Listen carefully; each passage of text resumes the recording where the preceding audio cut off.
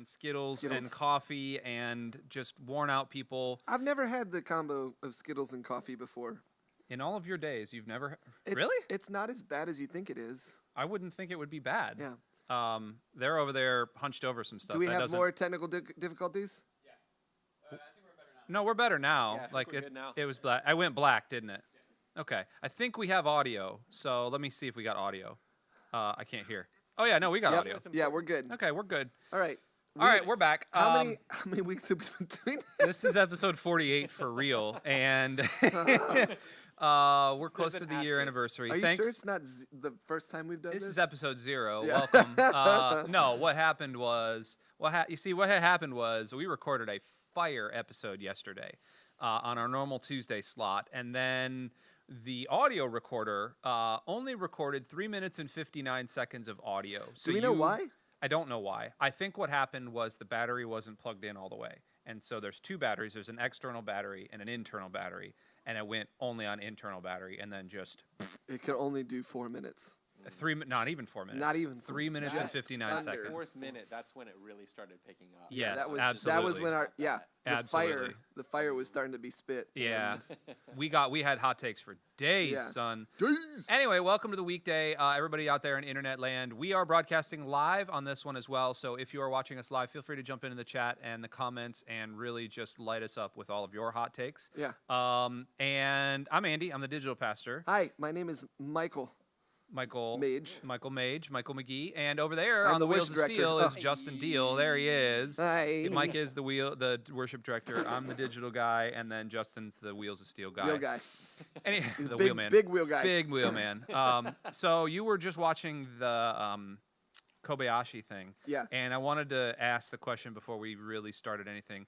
Do you want to give any more context to that? Mike was watching, was it TikTok or was it Instagram? I couldn't tell. It's a guy named Jordan Keys that I know from Orlando. Yeah. But he does funny little songs. Huh. Funny little songs. It was a nice... About famous Major League eater Kobayashi. It was a funny little ditty. Yeah. But what I appreciated was the fact that it got me actually thinking about this question that I'm going to pose to you and to the rest of the world. Let's do it. Favorite fake sports? Because that hot dog eating thing is a fake sport. What constitutes a fake sport? Well, let's define it even further because I feel like we're just going to offend somebody here. Yeah, I think that's the point of the question. Correct, Justin. Okay, all right. I'm in a punchy mood. We're on the 12th recording of this episode. You ready for this? Go ahead. My favorite fake sport is basketball. I'm real, Mike. Wow. Yeah. I don't know how to feel about that here. I'm just making sure that our audio is good. Okay. Look at that. Yeah. There we are, high-fiving live. I don't like watching myself. So that no, it's serious. No, like fake sports would be like the hot dog eating contest. Yes. Or basketball. Or basketball. Or some would say curling is a fake sport. Yeah, well, it's in the Olympics. I mean, if it's in the Olympics, it's not a fake sport. It can't be a fake sport. I mean, if you can get a gold medal for it. Yeah, it's hard to. Although we could argue that rhythmic dancing, or I don't know. There's athletics involved in that. I know, but a sport. That's the age-old like, is golf a sport or an activity thing? I mean, golf is a sport. There are some that would say golf and bowling are sports, not activities. There's a ball and you hit a ball. Like that's almost like the baseline of what a sport is. I don't know. I've played arcade games, and you hit a ball in those, and it's not... No, that's different. You are not doing activity. that. Yeah. What about pickleball? Is pickleball a sport? I love pickleball. Is just like giant ping pong. Yeah, 100%. Which or some would say, isn't giant ping pong just tennis? And I would disagree with you. It's table tennis. Yeah. It's not. So ping pong. Is ping pong a sport or an activity? No, ping pong. Again, it's you have an instrument that you hit a ball with. I feel like that's again the baseline. What about hockey? You have an instrument that hits an object. Yes, that is a sport. Okay. Yeah. I'm fine. What about badminton? Badminton. Yes. Yeah. You have an instrument that hits an object. Yes. What about so like track or something like that? That isn't a sport, just like running. Take that. Or Bill Hoops in the chat says professional cornhole. Bill, I'm 100% with you on that one. I don't know. That's a fake sport. Well, it is. So there's like some. So this is a good example. We have a guy on our worship team who plays keys. His name's Paul Helbig, and Just outed him there. might be the smartest person we Alive. have on our worship Alive. team. Like he is unbelievably smart. And so we have been playing. He likes to play like strategy games in the green room or whatever, because of course he does, and he's obviously very good at all of them. Sure. And he got us turned on to backgammon. So backgammon's great, and there is some skill and some strategy involved, but like it's the level of strategy is not that high, and it's there's some chance to it because you roll dice in it. Sure. But then we're playing chess. Now we Yeah. moved on to chess, and Yeah. he just wipes the floor with Yeah. all of us. Because you take the chance out. Yeah, well, but like the disparity between like if you're bad at chess or if you're good at chess like is so much wider than like backgammon. But like to me that's like professional cornhole. Like cornhole is like backgammon. Like you can be good at cornhole, but it's not like a lot of people can be good at cornhole. So chess, sport or activity? I would say it's a game. It's not Okay. Bill also said, "What would Jesus play?" And I think Jesus would probably play that stick and hoop game. He would just the wooden hoop, like the Puritans. Have we talked about why we're doing this live right now? No, I'll talk about that right now. As a matter of fact, this is our first segment of the day. With technical glitches. So yes, we're here live. I mean, Hi. we talked about the audio thing. So I do want to actually talk about something today. I wasn't here last week for last week's podcast. You and Melissa, who you know, I know her. and Justin, who you also know. Justin? Your camera. Yep, Yes. You guys did that one, not live, recorded. Right. And it was great. It was We did it live. to tape. It was just recorded. Yes, and then edited. So Yes, there is no fancy the edits, correct way. no You're supposed fly-ins to or do this. anything that are happening today. Sorry, gang. You're getting what you get. Right. And anyway, you guys did a great podcast, and I appreciated it. Oh, I was thank running you. down the side of a mountain when I was listening to it. Away from something. Oh yeah, we made that joke yesterday too. Yeah, I know. It was I'm gonna try and- away from my impending sense of doom. I think I said that one too. But I was on vacation last weekend. It was the first vacation that my family and I had taken in 18 months, Right. Since Christmas of 2019, and it was delightful. It was very refreshing. My entire mood about the third day switched. There's a Jesus thing, Jesus reference. Oh. That's for you there, Mark. What's your name? Third Mark day. Hall? No. Yes, Mark Hall. That's Casting Crowns. Mac Powell. Mac Powell. That's third day. Nice. Yeah. You got there eventually. David Crowder. So name now. anyway, Chris Tomlin. Anyway, we were on vacation, and I kind of wanted to talk today a little bit about the topic of rest. Great. And Sabbath in particular, but also vacationing. And a lot of times you may be familiar with a podcast around here called Figuring It Out with Austin and Spencer. They actually did something 6 months ago on the same topic, and I titled it for them, but we called it Rest for the Rest of Us. And they really got into like the theological implications of Sabbath and really all of that. And I don't want to do any of that because we are the number one behind the scenes church podcast that is lightly prepared. prepared. And so we lightly prepared yesterday, and we even less lightly prepared today. Yeah. To talk about rest, because it is in all seriousness, it's a vital thing. You brought up a couple of good points, and I'm gonna. Oh gosh. One of them was about sports and recovery. Oh yeah, I remember which that. was a really good point. Yeah. So I want to get to that. I Okay. do want to get to a couple of the things from the John Mark Comer book. But before we do anything, I want to ask you, everybody out there in YouTube and Facebook world, what's your favorite vacation you've ever taken? Do you have one? Well, when you have kids. It's way different. My age, especially, Yeah, because it's like your way kids different. are a little different because they're older. Sure. But my kids, if we go on vacation, it is very much in air quotes, because it's a family gathering. Yeah, it's like a trip or an adventure, or you have to change it in your head a little bit. Yes. I don't know if it constitutes as a vacation, but the honeymoon I had with Kristen was unbelievable. We went to Jamaica to like an all-inclusive resort, and like I have still been chasing that. Chasing that dragon. Oh my gosh! Anytime we have ever gone on a vacation, like it's never been as good as that. And I don't know. I mean, obviously we got married, and so like there's you have that. The weight of that, the good way, going and into your honeymoon or whatever. But it was a vacation, and I've never been on anything better than that. I mean, as our kids have gotten older, though, vacations have gotten more fun. Yeah.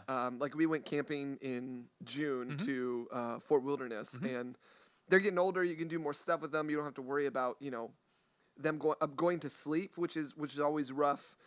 Or like being able to, hey, let's go throw the ball around, or let's go to the pool and swim or something. There's lots more stuff you can do with them. So, what about you? Yeah. Well, I was going to go to Justin. Go Justin. Justin, what about go you? To Justin. Mine would be.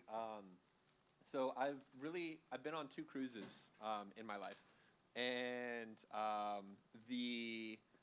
my favorite was the most recent cruise that I went on, which was still a while ago. It was back in 2008. But we went to Mexico.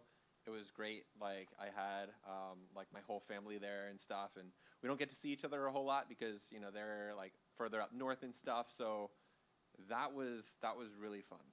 That was definitely my favorite vacation. Bill Hoops just jumped in the chat and he said the island of Corfu in Greece. Okay, Bill. Wow, what a flex! Yeah, like that's fine.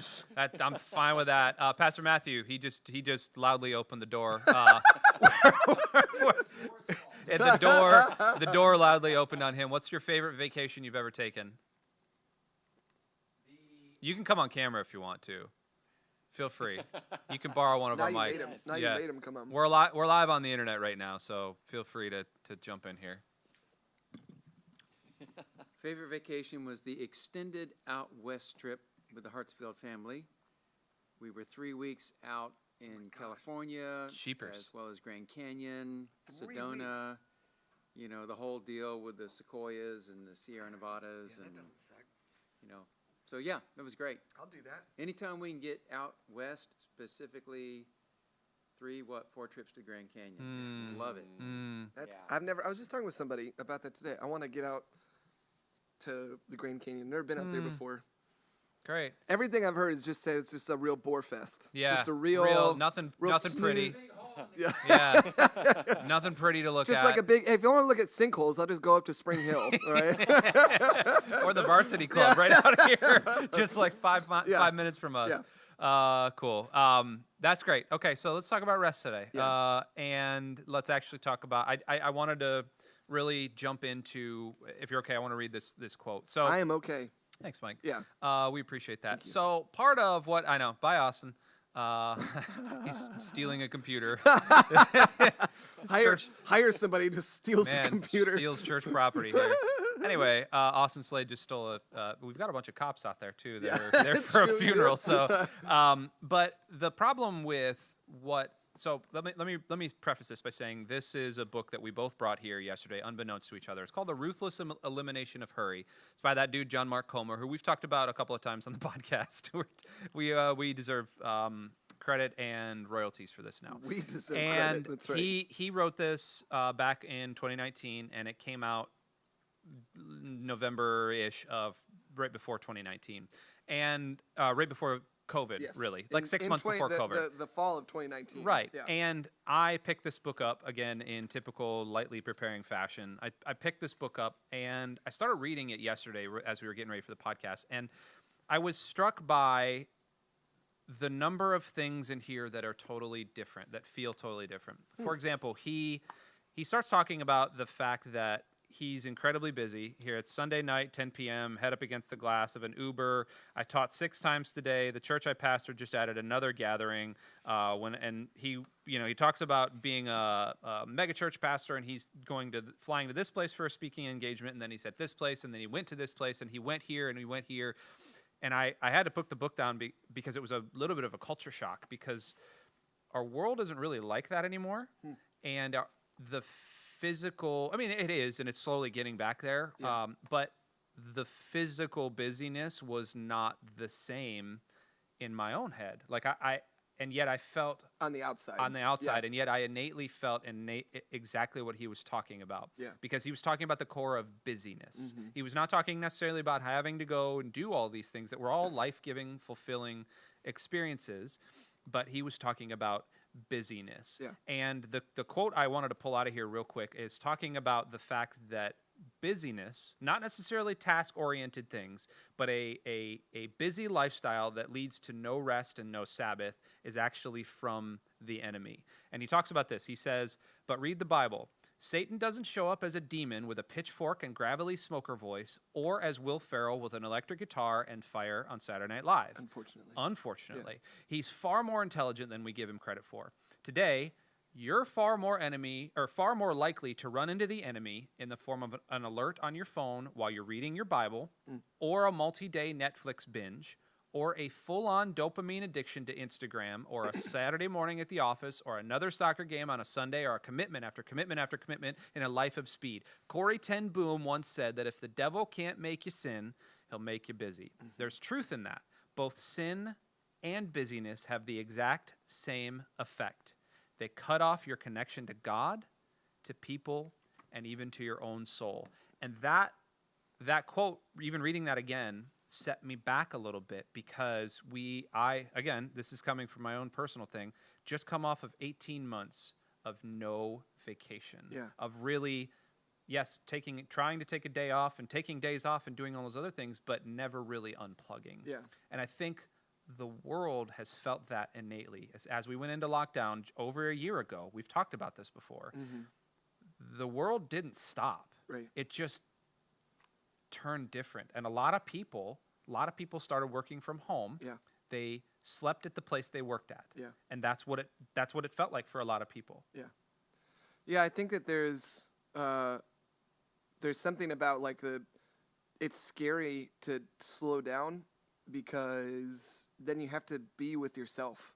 And I think you didn't make that point yesterday. That's a good point. Thank you. That's a great point. Thank you. But I think that there's something to that where it's a lot of us, if we like, the reason silence and solitude is so hard is because we have to sit with our fears and our anxieties and our worries and deal with them. And so we inoculate ourselves to those things by adding in another meeting or becoming, the coach of your son's baseball team or whatever. Like there's plenty of things that on the outside it can look like a totally harmless, maybe even a good thing, but possibly could it be that you're just avoiding all of this other stuff?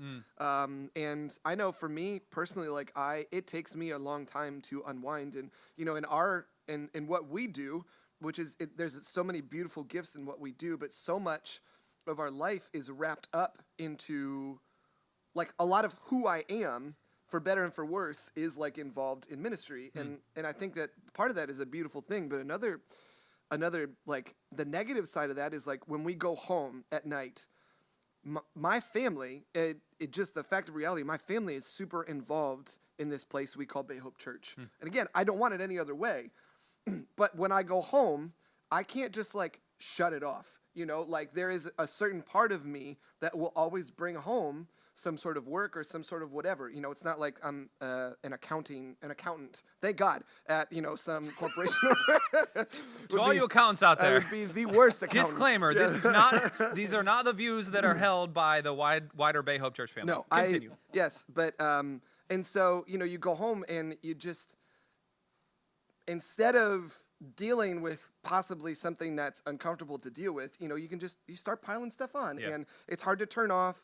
And another part, so like, obviously having 3 young kids, like a lot of my words with them are, especially with like Luke, who's our middle kid, is just like, come on, hurry, like let's go. Like you're trying to like hurry from place to place to place, and yet, like John Mark Comer says in this, the actual title of the book comes from Dallas Willard, who was talking to John Ortberg, who has the foreword and is the mentor of John Mark Comer, but basically just said, like, love, joy, peace, Love, joy, and peace are the triumvirate at the heart of Jesus' kingdom vision, and all three are incompatible with hurry. And so this idea, the title, The Ruthless Elimination of Hurry, this life of hurry is incompatible with a life with Jesus. And so, and it just goes on to, this is from another guy named Walter Adams. It says, to walk with Jesus is to walk with a slow, unhurried pace. Hurry is the death of prayer and only impedes and spoils our work. It never advances it. And I find myself more times than not, if I actually stop and become a little bit more self-aware about what's happening in my life, I am trying to bulldoze my way through so much of probably what I shouldn't. And then when it comes to like rest, you're talking about 3 days off or whatever, when you're, there's something happens to you that like after like 3 days or whatever, it takes me about 3 days to actually unwind and like finally like sink into, okay, this is what we're doing. And I find that if taking vacations or whatever, if it's not longer than 3 or 4 days, it actually does nothing for me. Yeah, and it could be counterproductive too. Yeah. I'm thinking about, you could come at it from like a shame side and be like, well, you just need to turn it off and you just need to be with your family or whatever. And like, I get that. And I'm trying to, but I'm so wrapped up in the rhythm of my daily life, the weekly sort of thing that like, it takes me a lot. And like, there's anxiety in stopping because even in that moment, I am releasing control of the thing that I really hold dear and that gives my life purpose. On a day-to-day basis, my family gives my life purpose as well, and I'm deeply proud, and I want to be as good of a father as I can and a good husband as I can. But like I also want to be a really good employee and worship leader and worship director. And you're just saying that because our boss is standing right there. He knows I'm not. He knows I'm not very good. So I'm constantly. But anyways, and then so last thing here though is, in my sort of rambling here, we were talking yesterday about athletes, and this is where I wanted to do that. Thank you. A lot of athletes nowadays, and I can't remember where I heard this because again, I can't stress to you enough how lightly we prepare for this. I mean, like, the fact that we did an entire podcast yesterday is overwhelming.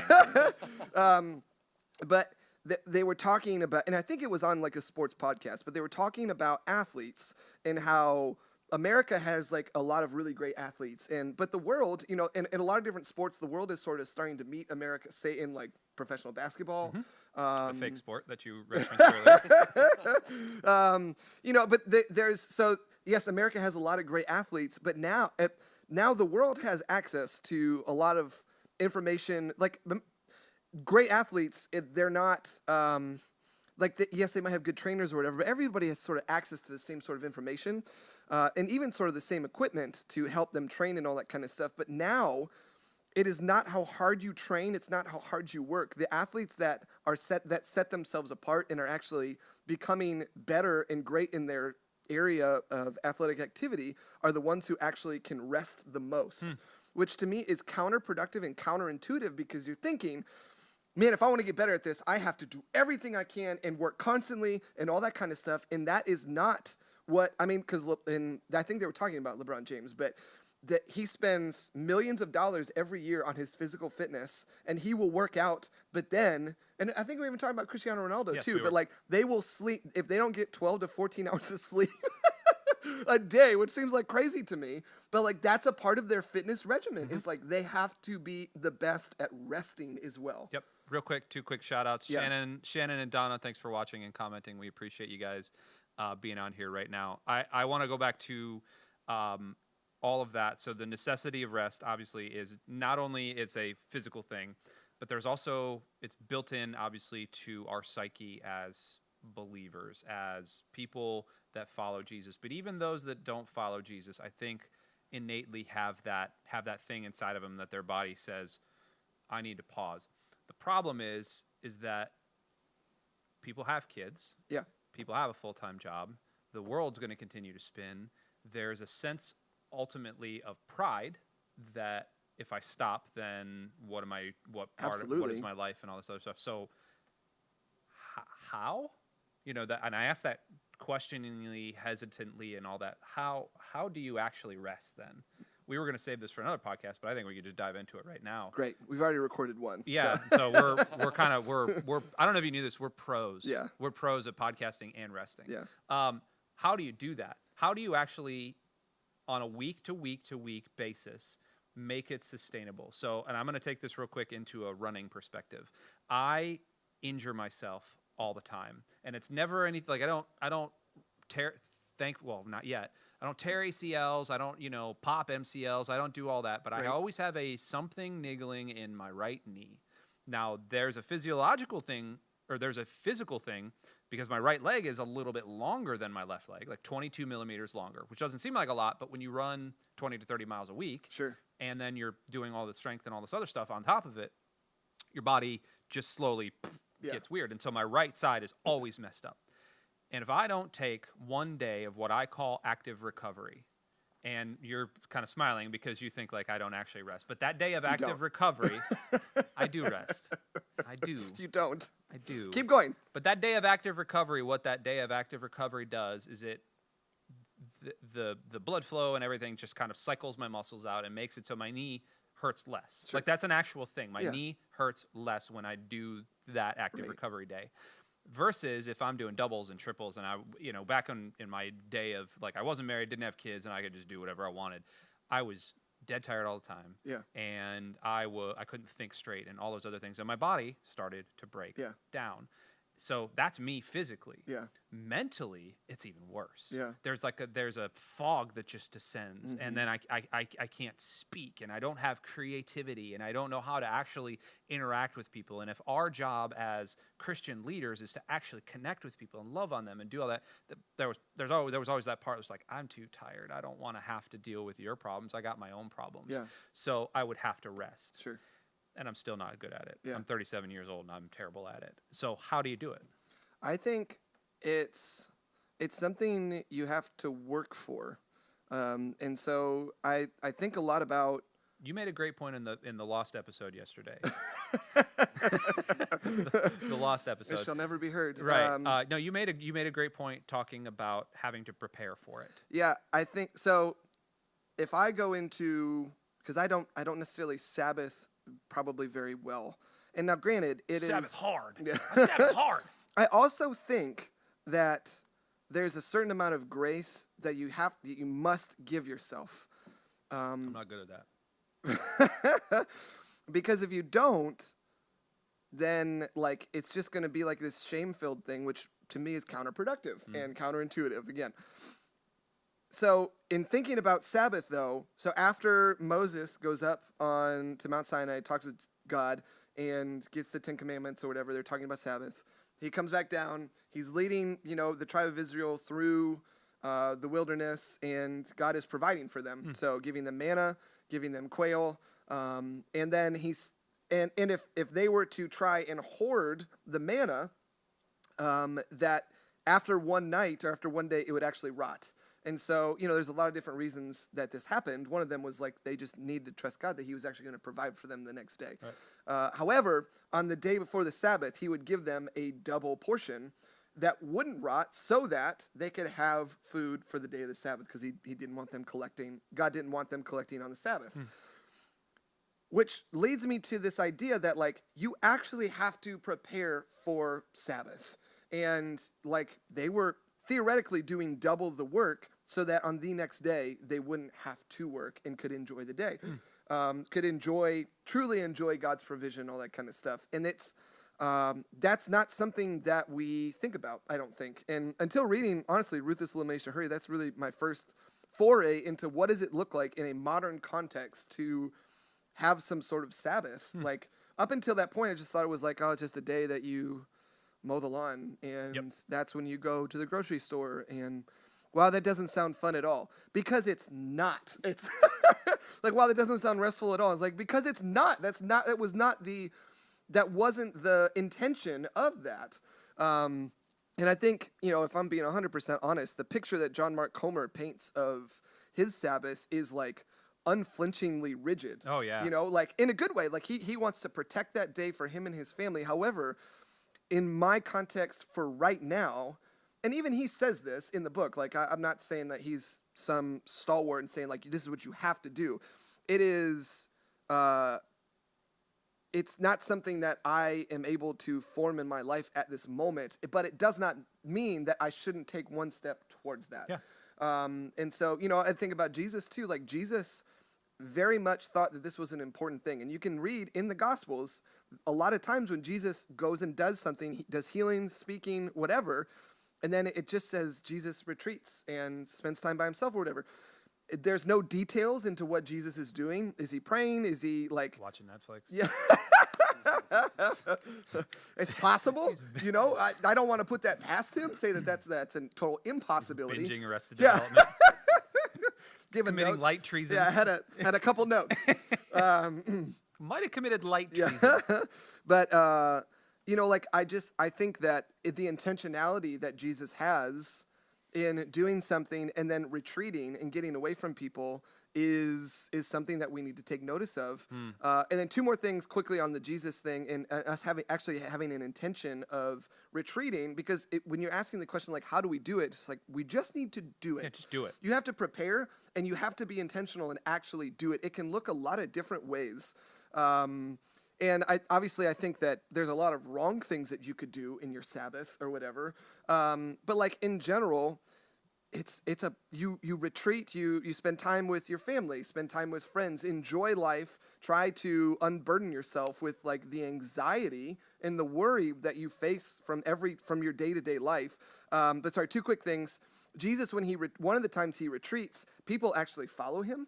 And I can't remember, I think it's in Luke because I've been studying Luke, but he actually retreats and people follow him. And instead of him being completely like rigid and saying like, no, this is my time, you guys need to get away, he actually shows compassion and actually heals them and teaches to them. So like there's some, not saying that Sabbath is not something you need to, it is a commandment for a reason, and God shows us that for a reason and models that for a reason. However, like there is this element of flexibility to it that I think is important that Jesus shows us. Well, Jesus even talks about like on the Sabbath. I think it's after he heals the man with the withered hand, but he says, Right. because that happens on the Sabbath, and Yeah. he even says to the leaders and everybody at the time, hey, even my father's working right now. Like it's fine. It's the Sabbath, but he's working right now. When so. you weren't made for the Sabbath was made for you. Correct. Isn't that right? I think that's right. Sure. So We yeah. lightly prepared for today. Right. So. Can't stress that enough. Yeah. Yes. I feel like I had another thing that I was going to say, but I forgot. So Cool. Yep. Justin, I want to get to you real quick, but I do know, watching with us live, there are a couple of single mothers, just that I know from personal thing. And I don't want any of this to sound trite. So please don't hear that we're just like saying, hey, man, we work at a church and, you know, we're pastors stuff. We only work on Sundays, right? That's all we do. We work for a couple hours on a Sunday morning. We could take whatever we want off. Yeah. We barely do that. Yeah. We usually just Our rip. lead pastor says. Yeah, we rip our songs and our sermons off from elsewhere. I'm here for the donuts. Yeah, so, and the coffee. Yeah. Please don't hear that. But there is a that thing that you said earlier, the trust that comes with it. The trust that God is actually going to take care of something is the biggest thing, honestly. And I told the story yesterday, but day 3 of our vacation, we were tubing down the Toccoa River. We had already been whitewater rafting and hiking. We were tubing down the Toccoa River, and from out of nowhere, it just started pouring. It was amazing, and it was cold, and it was rainy and nasty, and then it let up amazingly quickly. And so myself and my 2 boys, and then my wife, and then my daughter, they were behind me, and my boys were in front of me, and it was bright and shiny and sunny and all this other stuff. And that all of a sudden, you just saw from in front of you just this wave of water on the river. We're floating very slowly towards it, and there's just a wall of water, and it sounds like rapids, and it's just foreboding. And I was already cold from the rain, or from the earlier rain, and it was fine. Like we were having a good time, and we hit that wall, and that wall just washed over us, and it was, I mean, when I say pouring, it was a torrent of water, and it was freezing, and I remember the sun was blocked out. I had to take my sunglasses off, and I just remember taking a breath and just going, thank you, Lord. Mm-hmm. And like having that moment of just like trust of, oh man, like this is okay. Yeah. I'm cold and freezing. I'm going to make it back to the boat launch. Right. It's going to be fine. But like even outside of that, there's just a moment. And that's what Sabbath is. Yeah. Sabbath is the God ordained exhale. Right. Hold on, I want to get to Justin real quick. Okay. I Because remembered the thing that I forgot. So do you? Yeah. Justin, can we barge in? for sure. Sorry, man. Hey, Justin, Justin, Wow, camera Mike. here. Justin, camera here. We love you. I love you too. Keep going, because we're Okay, sorry. This rolling is here. the last thing too. So I think that a lot of people think that Sabbath is hard because it is. Yeah. It is very, very difficult. And in this book that we as the whole church are reading, Emotionally Healthy Spirituality, which Again, you're we've- reading this just because talked our boss is here. It's no, okay. We talked about it yesterday. Yeah. He wasn't even in here. Right. And we've talked about it before Yeah, on the that's true. podcast. But yeah, there's a quote in here that just says Dallas Willard called Silence and Solitude, the two most radical disciplines of the Christian life. And I think that when we head into an intentional Sabbath to rest, if we head into an intentional time of silence and solitude, which they're all kind of interlinked a little bit, that is where we actually find the enemy. You kind of mentioned it a little bit, but like I don't think that it is a coincidence that when Jesus gets baptized and then leaves to go into the wilderness, that is where he actually confronts the enemy. That's where he confronts Satan, and that's where Satan tempts him, is where Jesus, when he's fasting, when he is not around really anybody else, when he's trying to sit with his own thoughts and his own calling and his own purpose and his full humanity, that's where the devil tends to meet you. And I think that the silence and solitude thing, like there's so much noise that we can engage ourselves with, and so much just it's like candy. It's like Skittles. Like Nature's candy. Well, we can just load up on candy, and feel full. And it doesn't do anything for us. And yes, like, is Sabbath hard? Like, absolutely. And it's going to be hard. If you're going to try and be intentional about your rest, like, you are going to find opposition in that place. Because even Jesus, like the best human, human, fully God, like even he found resistance when he tried to like gain some sort of solitude. Absolutely. Sorry. It's good. Hey, That's it. I'm did great. I'm sorry because I'm interrupting Justin. you did great. Our valued the valued member of this tripod. the was spinning worth third, it. yes, the spinning third chair. So Justin, in the last episode, you kind of touched on this, and I really appreciated it, and I hope you're okay with us closing with this, because I love it. we're running a little long here. But Justin, I had asked you the question, and I'm going to pose it to you again. You have now worked two different really career models throughout your week. Yeah. So right now you are employed by a church. Yep. For how long, we don't know. We made him think he's employed here. He has more job security than you. Threats. We're all still waiting Live on, on that the paycheck, air. Live on the We're air. all still waiting for it. Absolutely. Well, that just got a bunch of likes when he said that too. That's not that's not fair. Amazing. Anyway, so you have worked the sort of the standard static schedule where you can actually schedule your days off. You can spend them with your family, with everybody around you. You can do that. And then you've worked the freelancer lifestyle. And so that's what I kind of want to talk about, because the freelancer lifestyle is more what, where I was talking about kind of the single mother thing. That's kind of what I want to speak into. So tell me, first of all, how did you fare during that type of life, really? And second of all, how did you find rest in that? Ooh, yeah. Well. Heavy. Heavy. Yes. Well, when I was doing the freelancer lifestyle, like the way that you were describing, kind of how everything is, now with being employed by, a church, versus the freelance. And you're saying, you can like schedule, your days off and time with your family and stuff like that. That's how a lot of people I feel like, picture the freelance lifestyle, and it can be like that. But I feel like it really takes a particular mindset in order, like, you have to work for it to be able to be like that. And How so? like, for instance, when I was, so I was doing freelancing for a few years. And at first, it was great. I actually loved it at the very beginning. And then around the time when COVID hit, actually, when COVID hit, I went from both filming and editing to just editing because nobody wanted to film anything anymore. Nobody was meeting in person and all that. So I had footage that I had filmed, and I had footage that other people filmed, that other people gave me and said, hey, edit this. But that was still half of my work that was just gone instantly. And so that happened, and I'm trying to pick up find as much work as I can to try and make up for all this, all the loss in revenue that I'm having. And it led me to start saying yes to everything that came my way. And when you start doing that, at least for me, it became very, very difficult to give myself any days off.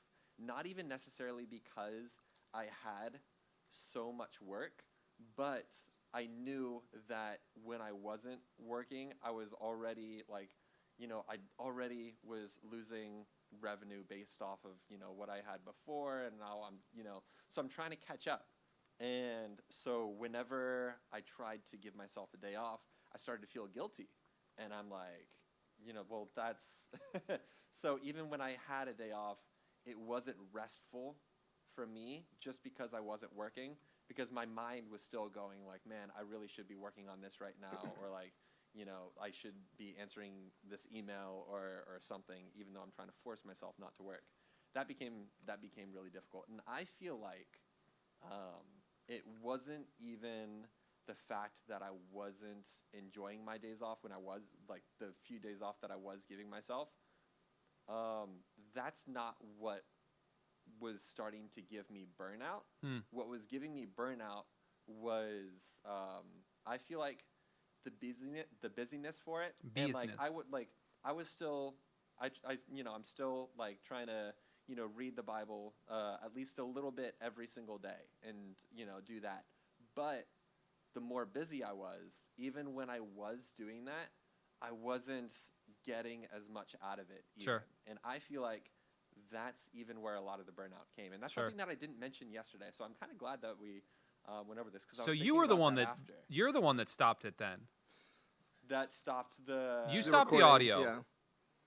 Wait, what? You stopped the audio yesterday. Oh, That's just why, so I could because say you just this? wanted to make more points. Just to make a better point. That's Wow. true. Man. I actually went back and deleted it. Saboteur.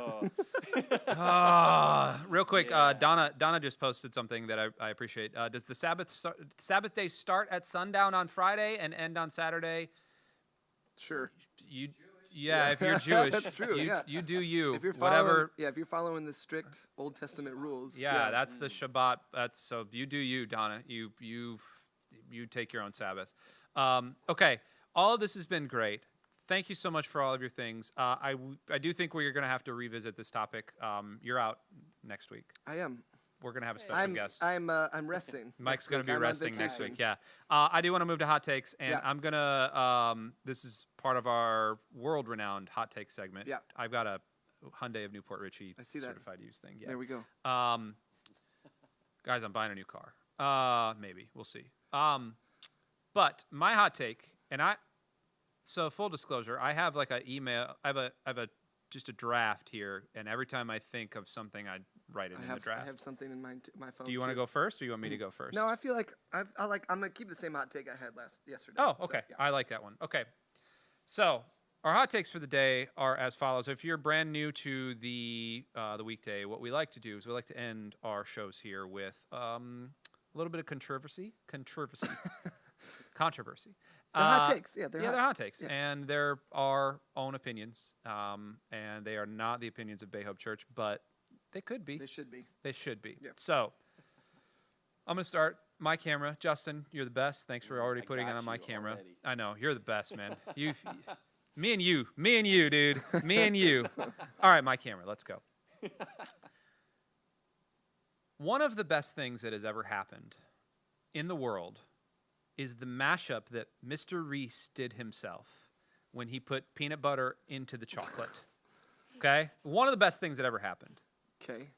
However, Okay. Reese's only tastes good in cup form, not in bunnies or trees or ice cream or, I don't know, think of something else. Santa's. Pieces?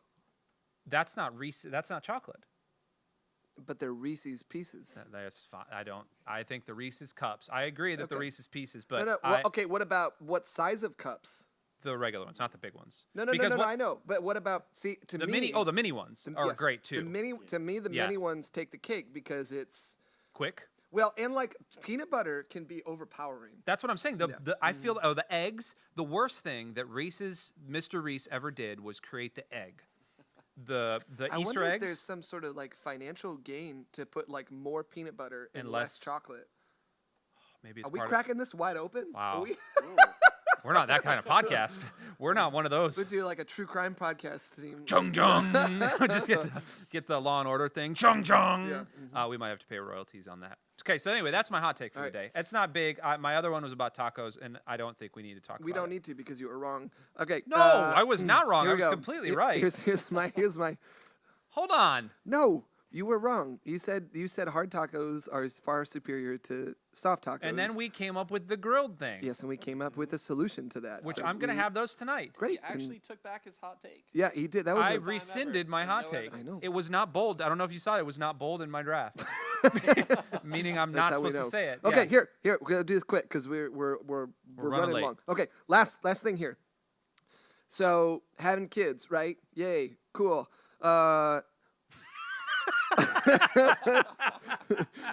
Something. Okay, so you have kids, right? And you hear all about, changing diapers. It's gross. Like, cool. All right, Worst part. I'm prepared for that.